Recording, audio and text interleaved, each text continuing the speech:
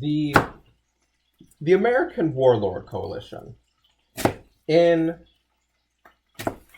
1933, retired U.S. Major General. I'm sorry. In 1933, retired Marine Corps Major General Smedley Butler was approached by a collective of U.S. businessmen to overthrow the United States government and coup then sitting President Franklin Delano Roosevelt under the pretext of his failing health. Major General Butler would be placed in charge of a veteran organization, and they would march onto the capital, Washington, D.C., under the pretext that President FDR's health was failing and that he was no longer capable of making rational decisions. And Major General Butler would be placed in charge of the United States as Secretary of General Affairs and would be acting dictator of the United States of America. This would later be called the business plot. Major General Butler, doing the honorable and righteous thing, went along with it superficially just to gather information, and then reported what he was colluding in to Congress. Congress then empowered the House of Representatives to create the Committee for the Investigation of Un-American Activities, otherwise known as the McCormack-Dickstein Committee, where Butler would testify in 1934 about the men who approached him, about the details of the plot, and about what he was asked to do.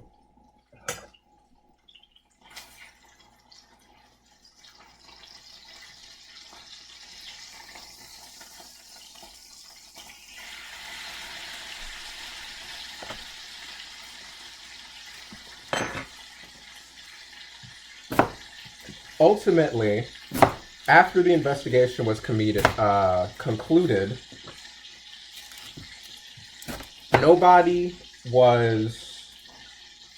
none were prosecuted or imprisoned for what Major General Butler testified over. Only one member specifically was brought in front of the members of the House of Representatives to testify about his personal role in contacting Major General Butler and his personal correspondence with other Wall Street businessmen and alleged retired generals of the time about the plot.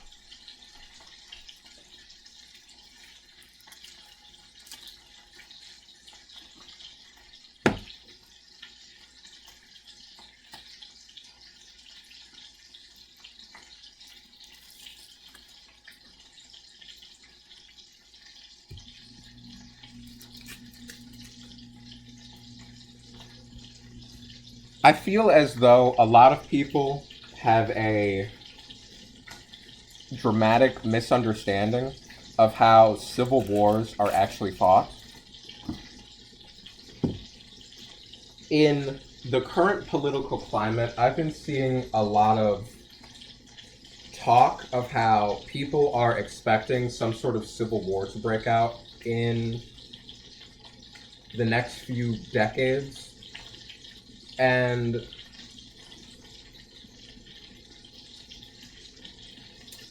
people are talking about it as if it will be like Democrat versus Republican, liberal versus conservative, left versus right.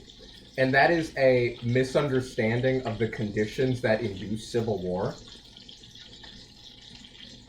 Going back to the business plot example, Major General Smedley Butler was approached by wealthy businessmen of Wall Street and well-connected retired generals within the army.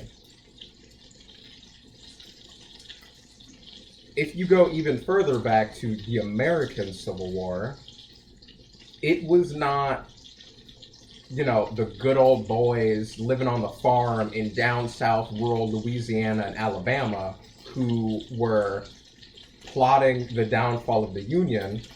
It was the Richmond in Richmond, Virginia, who would actually take financial loss for the emancipation of slaves, who would finance the Civil War. It will be, in modern times, billionaires who live in states like California and Texas who will, for financial reasons, be plotting the downfall of the American government. In my example of the business plot, the House of Representatives'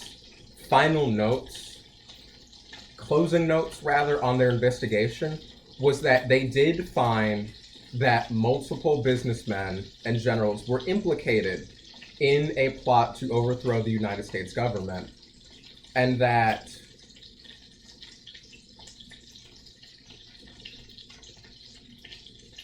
they did believe that were financial conditions specifically met, that it would be in best interest for bankers and Wall Street business tycoon professionals to implement their plan to overthrow the government. At the end of the day, it will not be your neighbor personally wanting civil war. It will be your neighbor joining the cause of civil war as a career path, as a job, because someone has to buy weapons, someone has to buy ammunition, someone has to pay for training, someone has to pay for supplying tents and food, someone has to pay for uniforms, someone has to pay to sew the flag of the American Warlord Coalition. At the end of the day, it will be business motivated and financially backed when revolution comes. In my response to the Taliban, it is inevitable that there will be civil war within Afghanistan once economic conditions improve. When enough business people get wealthy enough to arm Afghani citizens, to train Afghani citizens, to feed Afghani citizens, then there will be civil war. There's a lot of awkward talk around countries like Israel advocating for civil war and an overthrow of the Taliban within Afghanistan, and that is not going to happen because the populace are too poor. Once economic conditions improve, then they will be able to overthrow the yoke of the oppressor.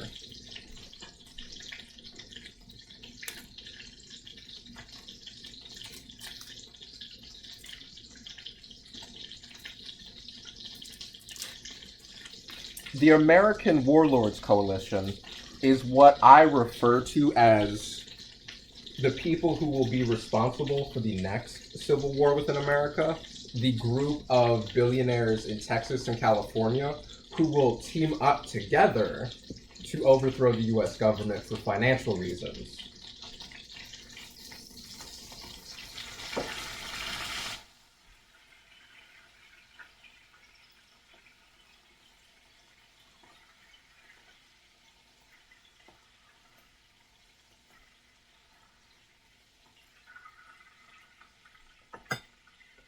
I believe that the civil war many people are worried about is actually quite close. And if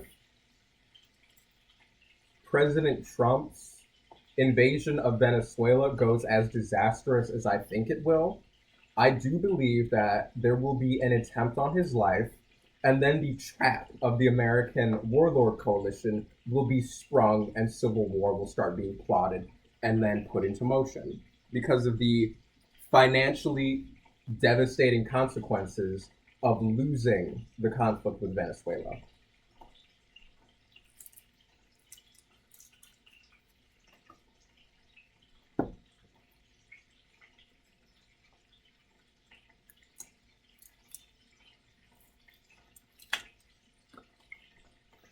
I guess I would like to point out right now, before I'm brought to testify in front of Congress, in front of the House of Representatives and the Senate, that I hold no personal feelings or ambitions or wishes towards the life of current sitting and acting President Donald Trump, nor feelings of coupping or overthrowing the state of the United States government.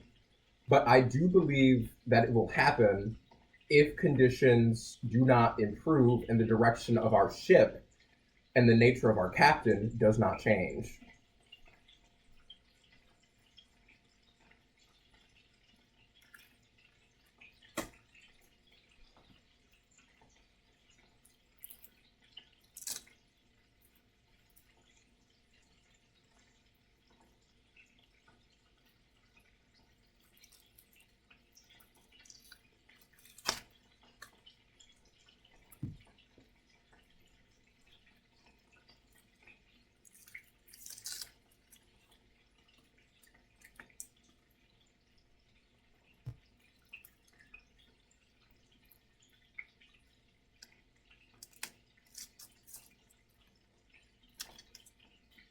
I would like to point out that the funniest thing to me about the business plot is that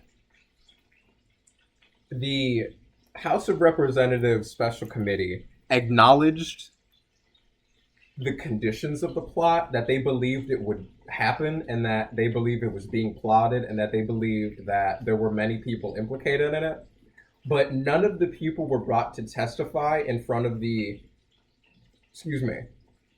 special counsel because the names implicated by Major General Smedley Butler constituted as hearsay, and so they were stricken from the cognizance, I believe was the word, of the committee.